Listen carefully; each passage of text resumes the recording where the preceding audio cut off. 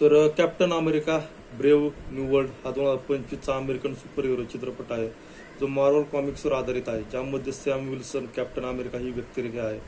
Marvel studios निर्मित आणि Walt Disney studios motion पिक्चर्सद्वारे वितरित हा कॅप्टन अमेरिका चित्रपट मालिकेतील 4था भाग आहे, जो the Falcon and the Winter Soldier 2021चा या टेलिव्हिजन लघु मालिकेचा एक भाग आहे आणि मार्वल सिनेमॅटिक युनिव्हर्स MCU मधील 35वा चित्रपट आहे.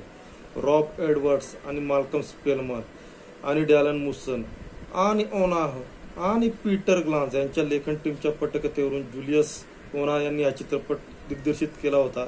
यात अँथनी मॅकी सॅम विल्सन कॅप्टन अमेरिकेच्या भूमिकेत आहे. त्यांच्यासोबत डॅनी रामिरेज, शीर हास, कार्ल लुमली, जोशा रोकेमर, जियान कार्लो, अजून कोण आहे, Esposito, Liv Tyler, Tim Blake Nelson आणि हॅरिसन फोर्ड आहेत. चित्रपटात विल्सन अमेरिकेचे अध्यक्ष थॅडियस रॉस फोर्ड यांच्याशी संबंधित कटाची चौकशी करतो. तर चित्रपट मी पाहिला की अक्षरशः मला झोप आली होती. तर काय ते ॲव्हेंजर चित्रपटांची म्हणजे वाट लावण्यात हे पुढे सरसावलेले आहेत लोक. काय माहीत ना, आता कसं आहे, शेवटी तो जुना काळ होता, जुने चित्रपट होते, आता तशी निर्मिती झाली पाहिजे अशी अपेक्षा आपण करतो, पण त्या अपेक्षेला ते साजेसे उतरत नाहीत.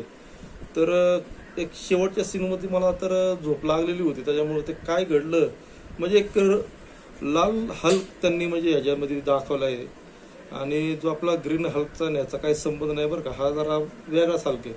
तर अमेरिकेचे जे राष्ट्राध्यक्ष आहेत, जसे की आता तुम्ही डोनाल्ड ट्रम्प, तर ते कशा आता राष्ट्रात तसंच म्हणजे ते मिळतं जुळतं असं कॅरेक्टर वाटते की म्हणजे त्यांचं जे काही राजकारणातलं नाही का, जे